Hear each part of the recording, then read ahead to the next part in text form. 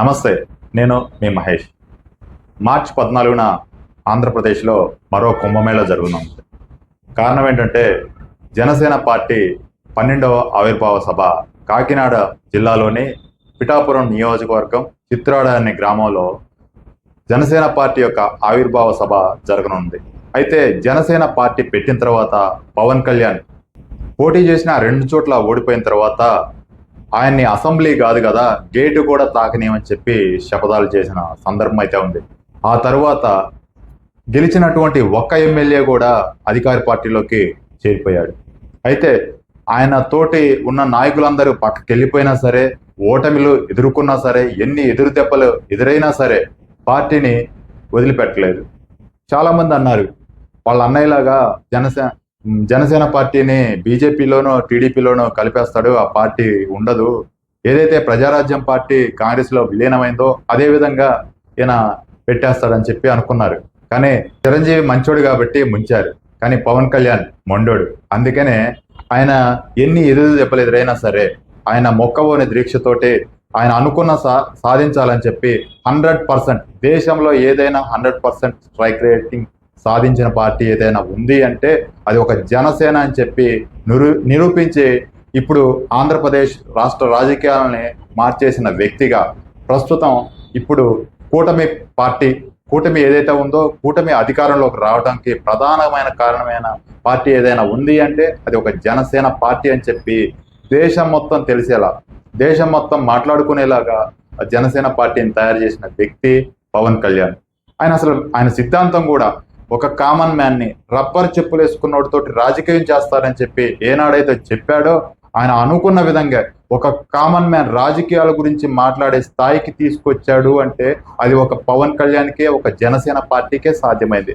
ఎందుకంటే ఈ రోజుల్లో రాజకీయం చేయాలంటే డబ్బులు సంచులు ఉండాలి, చాలా ధనికుడైతేనే రాజకీయాల్లోకి రావచ్చు. కానీ ఒక సామాన్యుడు కూడా రాజకీయం చేయగలడు, సామాన్యుడిచే రాజకీయం చేపిస్తానని అన్న మాట ప్రకారమే ఆయన అందరికీ సామాన్యులకి టికెట్ ఇచ్చాడు.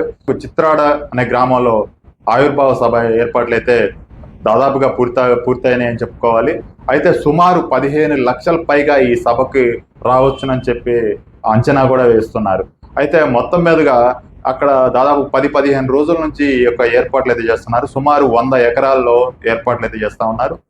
దూరం అంటే రాష్ట్రాల నుంచే కాకుండా దేశాల నుంచి కూడా ఈ యొక్క ఆవిర్భావ సభకు వచ్చే అవకాశం ఉంది. అంటే దేశాలు దాటి కూడా ఈ జనసేన పార్టీ ఆవిర్భావ సభకు వచ్చే అవకాశం ఉన్న నేపథ్యంలో ఇక్కడ ఏర్పాట్లు కూడా పెద్ద స్థాయిలోనే జరుగుతూ ఉన్నాయి.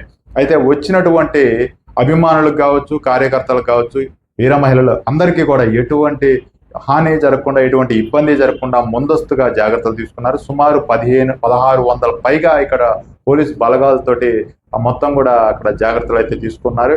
దానికి సంబంధించినటువంటి అన్ని ఏర్పాట్లు కూడా తీసుకున్నారు. అయితే జనసేన పార్టీ యొక్క ఆవిర్భావ సభ ఒక పెద్ద సంచలనంగా అయితే మారిందని చెప్పుకోవచ్చు. దేశం మొత్తం కూడా రేపు హోలీ పండుగలు ఒకవైపు జరుపుతూ ఉంటే, అయితే మొత్తంగా చూస్తే మొన్న కుంభమేళా ఏదైతే ఉందో ఇప్పుడు ఆంధ్రప్రదేశ్లో మరో కుంభమేళాగా జనసేన ఆవిర్భావ సభ జరగనుందని చెప్పి చాలా మంది కూడా మాట్లాడుతున్న సందర్భం అయితే ఉంది. అయితే మొత్తంగా కూడా ఇప్పుడు అందరు పరుగులు ఆంధ్రప్రదేశ్ వైపే తిరుగుతూ ఉన్నాయి. అయితే ఎక్కడ చూసినా బస్సులు, ట్రైన్స్ అన్నీ కూడా ఇప్పుడు మొత్తం కూడా పిఠాపురం వైపే చూస్తూ ఉన్నాయి. ఆయన అధికారంలో లేనప్పుడు దాదాపుగా జరిగిన సభలన్నిటికీ కూడా లక్షలాదిగా జనమైతే వచ్చారు. ప్రతి సభలోనూ ఆయన మాట్లాడిన మాటలు ఆసక్తిగా దేశం మొత్తం కూడా వినేవాళ్ళు. కానీ అధికారంలోకి వచ్చిన తర్వాత ప్రజెంట్ ఆయన 5 శాఖలు మంత్రిగా నిర్వర్తిస్తున్నారు. ఈ నేపథ్యంలో సుమారు 250 మంది గెస్టులు కూడా రాబోతా ఉన్నారు. ప్రతిపక్షాల నుంచి కూడా ఈ పార్టీలో జాయిన్ అయ్యే అవకాశం చాలా మంది ఉంది. ఈ నేపథ్యంలో ఆయన ఎటువంటి నిర్ణయాలు తీసుకుంటారు, ఏం మాట్లాడతారు అనే విషయాలు కూడా చాలా మంది ఆసక్తిగా అయితే ఎదురు చూస్తూ ఉన్నారు. ఈ నేపథ్యంలో అక్కడికి వచ్చినటువంటి ప్రతి ఒక్కరికి ఎటువంటి అసౌకర్యం కలగకుండా కూడా చాలా జాగ్రత్తలు అయితే తీసుకుంటా ఉన్నారు. పార్టీ పెట్టి 12 సంవత్సరాలు అయిన తర్వాత ఇప్పుడు జరగబోయే ఆవిర్భావ కోసం దేశం మొత్తం కూడా ఎదురు చూస్తుందని చెప్పుకోవాలి. ఎందుకంటే ఇప్పుడు ఆయన అధికారంలో ఉన్నాడు, ప్లస్ ఆయన డిప్యూటీ సీఎంగా ఉన్నాడు, పిఠాపురం నియోజకవర్గ ఎమ్మెల్యేగా, 5 శాఖలకు మంత్రిగా, డిప్యూటీ సీఎం స్థాయిలో ఉన్నారు. అయితే ఇప్పుడు జరుగుతున్న పరిణామాలు కూడా మనం చూస్తా ఉన్నాం. రోజు కూడా ఆంధ్రప్రదేశ్లో అదే గతంలో ఏదైతే పవన్ కళ్యాణ్ గారిని ఇబ్బంది పెట్టిన వ్యక్తులు ఎవరైతే ఉన్నారో వాళ్ళందరి మీద ఇప్పుడు అరెస్టులు జరుగుతా ఉన్నాయి. ఈ నేపథ్యం అంతా ఒకవైపు ఉంది.